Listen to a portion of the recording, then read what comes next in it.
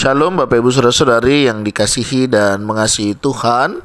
Kita bersyukur hari ini kita boleh ada sebagaimana kita ada. Ini semua karena berkat dan kemurahan Tuhan. Mari sebelum kita membaca dan merenungkan firman Tuhan, kita berdoa. Tuhan, terima kasih untuk hari ini. Engkau boleh memberkati kami sehingga kami boleh ada sebagaimana kami ada. Ini semua karena berkat dan kemurahan-Mu. Terima kasih Tuhan untuk kasih setia-Mu. Sebentar kami akan membaca dan merenungkan firman-Mu. Berfirmanlah dan biarlah kami mengerti apa yang menjadi kehendak-Mu di dalam hidup kami. Kami berdoa dalam nama Tuhan Yesus Kristus. Haleluya. Amin. Ayat bacaan kita hari ini terambil di dalam Lukas pasal yang ke-18 ayat yang ke-28 hingga ayatnya yang ke-30. Upah mengikut Yesus. Petrus berkata, "Kami ini telah meninggalkan segala kepunyaan kami dan mengikut Engkau." Kata Yesus kepada mereka, "Aku berkata kepadamu, sesungguhnya setiap orang yang karena kerajaan Allah meninggalkan rumahnya, istrinya, atau saudaranya, orang tuanya, atau anak-anaknya, akan menerima kembali lipat ganda pada masa ini juga, dan pada zaman yang akan datang, ia akan menerima hidup yang kekal." Amin. Demikianlah firman Tuhan. Mari kita merenungkannya. Bapak Ibu Saudara yang dikasihi dan mengasihi Tuhan, sesuatu yang wajar ketika seseorang mengharapkan sebuah upah ketika orang itu bekerja Biasa orang bekerja memang ada upahnya.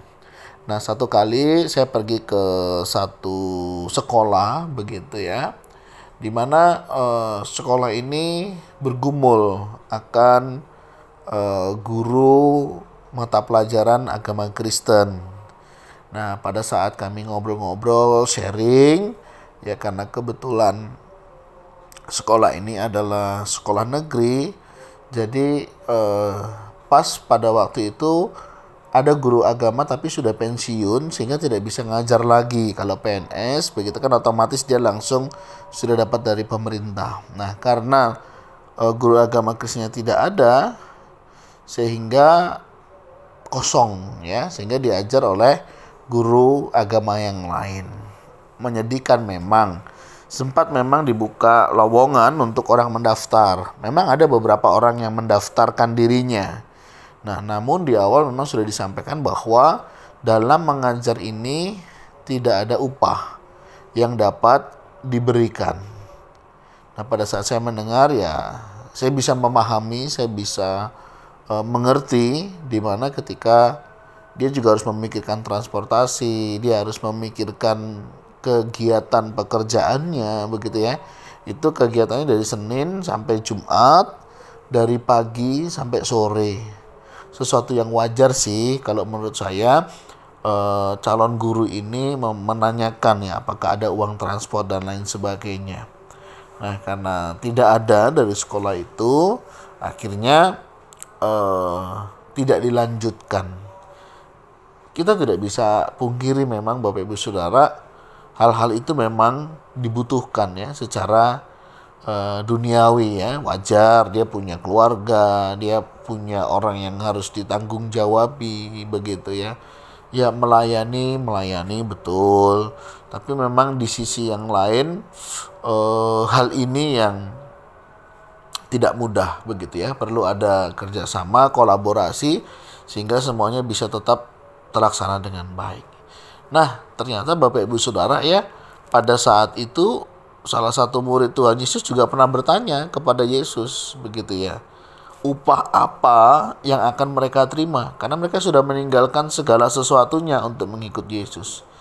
Nah, memang luar biasa Yesus juga perhitungkan apa yang sudah dilakukan oleh orang-orang yang mengikut Dia.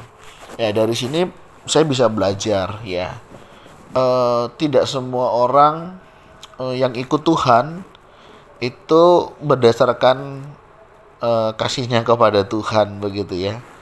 Bisa jadi karena dia mengharapkan sesuatu. Gak bisa dipungkiri sih Bapak Ibu Saudara ya, hal ini sangat terjadi. Hal ini juga bisa terjadi sih di dalam kehidupan berjemaat ya. Apakah semua jemaat yang datang kepada Tuhan itu karena memang cinta Tuhan? Belum tentu juga. Kadang ada yang karena hal-hal tertentu ya.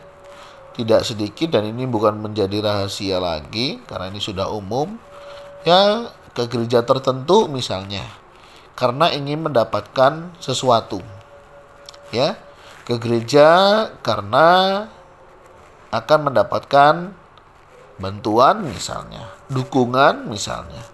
Nggak salah sih jika memang itu kondisinya ya. Bahkan kita juga memikirkan ini dalam langkah-langkah bagaimana memperhatikan hal-hal yang demikian.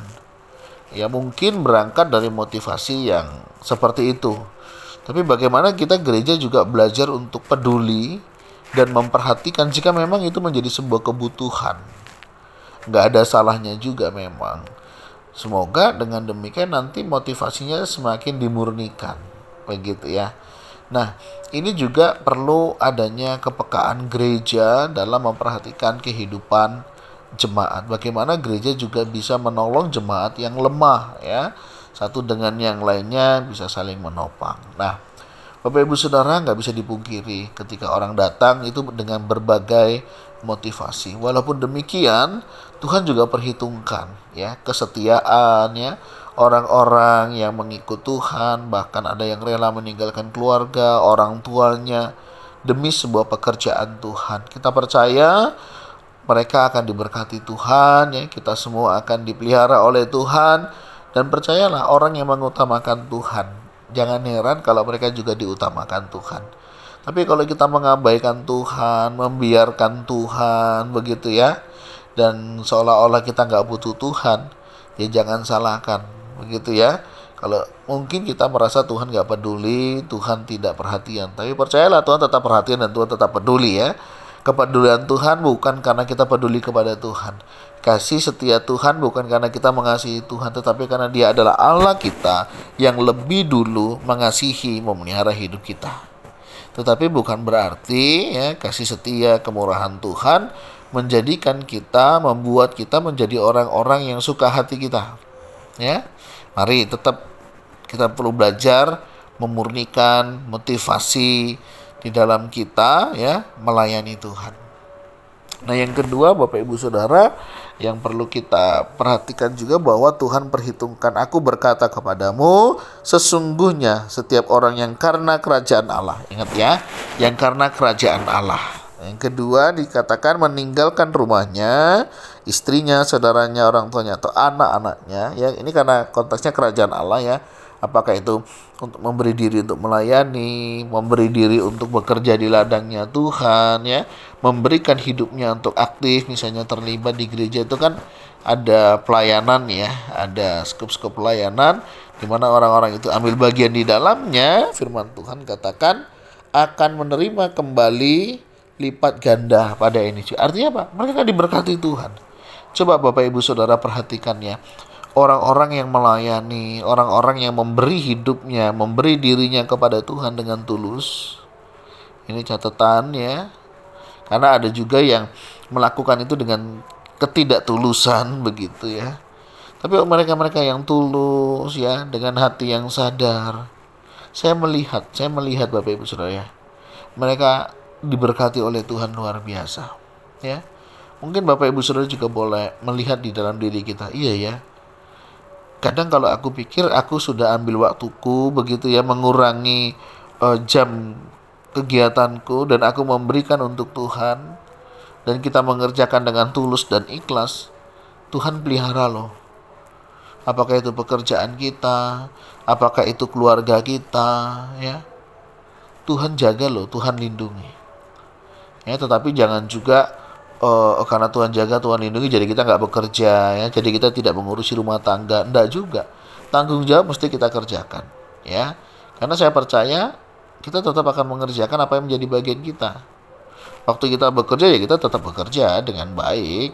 Waktu kita mesti mengurus keluarga ya mesti kita urus keluarga dengan baik ya. Jangan karena kesibukan pelayanan, alasannya sibuk pelayanan, pekerjaan diabaikan, itu juga salah. Karena sibuk pelayanan, kuliah ditinggalkan, itu juga salah ya. Karena sibuk pelayanan, keluarga diabaikan, nggak masak, nggak urus keluarga, itu juga salah. Tetap seimbang ya, artinya kerjakan apa yang menjadi bagian kita sebagaimana mestinya, dan Tuhan akan mengerjakan bagiannya, dan kita juga mengerjakan bagian kita dalam pelayanan. Nah, Bapak Ibu Saudara, ini penting ya. Jadi kalau engkau dipanggil, kalau ada di antara kita yang dilibatkan dalam pekerjaan Tuhan, bersukacitalah. Karena apa? Tuhan perhitungkan itu semua. Jadi kalau hari ini usahamu lebih maju, pekerjaanmu lebih baik, begitu ya, dalam kesibukanmu engkau masih memberi diri untuk melayani, engkau akan melihat bagaimana Tuhan bekerja. Tapi kalau kita hitung-hitungan sama Tuhan, aduh eman-eman 1 jam aku bekerja udah begini, begitu ya. Ini aku harus siapkan diri melayani, belum lagi latihan, belum lagi mempersiapkan semuanya. Saudara, kalau kita hitung-hitungan sama Tuhan, nanti kalau Tuhan hitung-hitungan sama kita gimana? Maukah kita juga hitung-hitungan sama Tuhan? Dan Tuhan hitung-hitungan sama kita?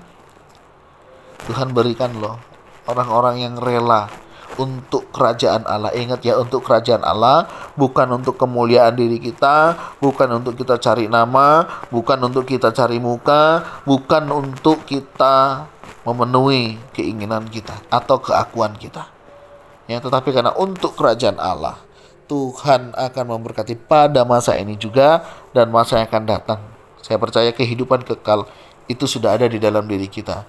Kehidupan kekal inilah yang sebenarnya menyadarkan kita untuk kita boleh melakukan ini semua. Karena saya yakin percaya, orang-orang yang sudah sadar menerima kehidupan yang kekal dari Tuhan, dia tahu hidupnya bukan miliknya lagi, tetapi hidupnya adalah milik Kristus. Jadi apapun yang dia kerjakan, dia akan lakukan segala sesuatunya untuk kemuliaan bagi nama Tuhan. Nah, mari Bapak Ibu Saudara, kita lakukan, kita kerjakan ini semua untuk kemuliaan bagi nama Tuhan. Dan kiranya Tuhan Yesus menguatkan, meneguhkan iman panggilan kita di dalam kita melayani Tuhan. Tuhan, terima kasih, kami bersyukur hari ini Engkau sudah dan boleh memberkati kami. Kami boleh ada sebagaimana kami ada, semua karena berkat dan kemurahan-Mu. Kami serahkan setiap kami yang melayani, biar motivasi kami dalam melayani semakin Engkau murnikan, dan hidup kami semakin hari semakin memuliakan nama Tuhan. Ampuni jika ada hal-hal yang tidak menyenangkan hati-Mu. Tuhan, tolong pimpin sertai kami, sehingga kami boleh melakukan yang terbaik yang bisa kami kerjakan. Terima kasih, berkati para hamba-hamba-Mu, para pelayan Tuhan, aktivis yang memberikan diri untuk melayani Engkau. Tuhan, jaga hati dan pikiran kami, untuk kami boleh senantiasa memuji memuliakan nama-Mu. Kami berdoa di dalam nama Tuhan Yesus Kristus. Haleluya. Amin. Bapak Ibu Saudara, demikianlah renungan kita hari ini. Kiranya Tuhan Yesus memberkati kita sekalian. Shalom.